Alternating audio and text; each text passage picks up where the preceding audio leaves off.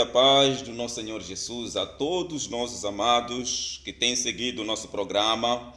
Estaremos falando do Evangelho da Bíblia. Estaremos na lição número 1. Nós vamos falar acerca do estado pecaminoso do homem e a necessidade do Evangelho. Conforme nós falamos, na aula passada, que o Evangelho é o poder de Deus para a salvação do homem, salvação das almas. Então é necessário. E hoje nós vamos falar sobre o Evangelho da Bíblia. Quem está comigo neste momento, podemos ir lá na Bíblia, primeiro capítulo de Gênesis, capítulo número 1. Capítulo 1 de Gênesis, versículo 26 a 27. Diz assim a palavra de Deus: E disse Deus: façamos o homem à nossa imagem, conforme a nossa semelhança, e domine sobre os peixes do mar, e sobre as aves dos céus, e sobre o gado, e sobre toda a terra, e sobre todo réptil que se move sobre a terra. 27. E criou Deus o homem à sua imagem, a imagem de Deus o criou, macho e fêmea os criou. Amém? Conforme nós dizemos que estamos aqui para poder falarmos acerca do estado pecaminoso do homem e a necessidade do Evangelho. Uma das grandes dificuldades, queridos amados, no Evangelho é convencer o povo da sua necessidade de Cristo. É convencer o povo e da redenção efetuada na cruz. Por isso, os que evangelizam, em primeiro lugar, tentem ressaltar o ensino bíblico em relação ao estado pecaminoso da raça humana, não é? E nesta lição pensamos como Deus criou o homem e como pelo pecado ele se encontra longe de Deus. Então temos que observarmos com certeza essas palavras acerca do estado pecaminoso do homem. Nós entendemos que o homem foi criado à imagem e semelhança de Deus. Isso está muito bom, é um assunto mais aprovado. A Bíblia concorda, a Bíblia aceita. O que nós podemos saber também, quando Deus disse: façamos o homem à nossa imagem, conforme a nossa semelhança, isto vamos encontrar em Gênesis capítulo 1, versículo 26. E em 1 Coríntios também 11, 7, este fato é repetido. Porque, na verdade, o homem deve cobrir a cabeça, por ser ele a imagem e a glória de Deus. Neste versículo, o sentido básico da palavra grega traduzida imagem é sombra ou perfil.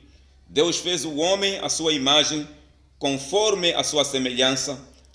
A palavra semelhança é a tradução exata, por meio destas duas palavras, imagem, semelhança. Amém? Podemos compreender como o homem foi criado como um objeto.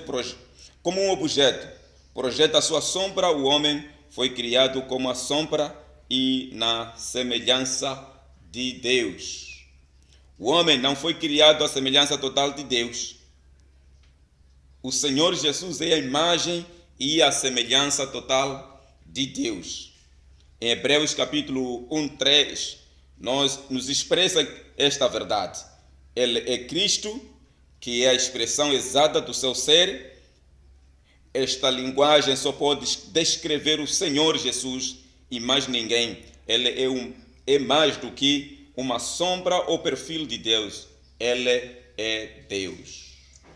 Queridos amados, é a melhor maneira que nós podemos ensinar ou falar sobre o estado pecaminoso do homem e a necessidade do Evangelho. Em que sentido foi o homem criado à imagem e conforme a semelhança de Deus? Esta é uma das perguntas que muitas das vezes as pessoas têm tirado essas dúvidas, essas perguntas, mas nós vamos dar a resposta exata a respeito dessa pergunta. Deus é Espírito. Vamos ler isso em João 4, versículo 24. E também o homem foi criado em espírito, à semelhança de Deus. O corpo do homem é a casa onde o seu espírito reside e pela qual ele expressa o seu ser. Porque em Coríntios, Paulo disse que aquele que destruir o seu corpo, o Deus também o destruirá. Aquele que pecar contra o seu corpo, aquele que levar o seu corpo pecaminoso para o pecado, o Deus virá poder destruir. Deus é espírito, tendo inteligência, emoção e vontade. O homem, tal como falamos, queridos amados, que ele é a sombra de Deus, e também tem inteligência, emoção, a vontade, né? Isto é, ele tem entendimento, podendo amar e escolher por si mesmo. Em tudo, isto ele é apenas a sombra de Deus, porque a natureza humana tem as suas limitações, enquanto em Deus não há limites, pois nele a sua inteligência é infinita, o seu amor é infinito e a sua vontade é suprema. O homem foi criado à imagem de Deus para viver em harmonia e união com ele, e deste modo as suas limitações seriam completamente pelo ser eterno e infinito. Porém, o homem escolheu uma existência separada de Deus. A união com ele foi desfeita procurando cada vez se distanciar mais. Essa é a razão por que o homem foi colocado em circunstâncias de provação, né? O homem pode escolher por si mesmo, porque tem vontade livre e não é uma máquina. Deus colocou o homem no jardim de Éden para o cultivar e guardar. Nós vamos poder encontrar isso em Gênesis capítulo 2, versículo 15. Mas com uma proibição, né?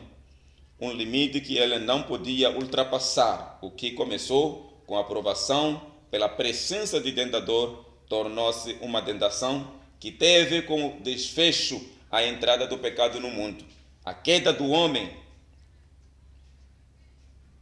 e com ele a raça humana. Satanás fez uma pergunta para chamar a atenção da Eva e a uma lei. É assim que Deus disse: não comereis de toda a árvore do jardim? A mulher confirmou: do fruto das árvores do jardim podemos comer, mas do fruto da árvore que está no meio do jardim, disse Deus, dele não comereis, nem tocareis nele, para que não morais.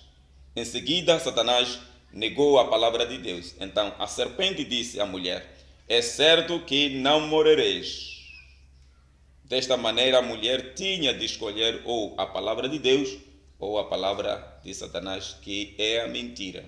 Então nós encontramos essas razões porque o homem foi colocado em circunstâncias de provação. O homem precisava de uma prova. Ele poderia escolher que lado poderia ele poder cair. Então, nesse sentido, nós estamos agora dando esta palavra, o Evangelho da Bíblia, para que haja uma maneira compreendida ou compreensível, para que as pessoas o tenham a entender sobre o Evangelho da Bíblia. Amém? Que Deus possa abençoar a todos aqueles que estão ligados, aqueles que estão olhando, estão nos seguindo neste canal. Nós acreditamos que Deus fará grandes coisas no seu meio. Que Deus possa abençoar, no nome de Jesus. Amém.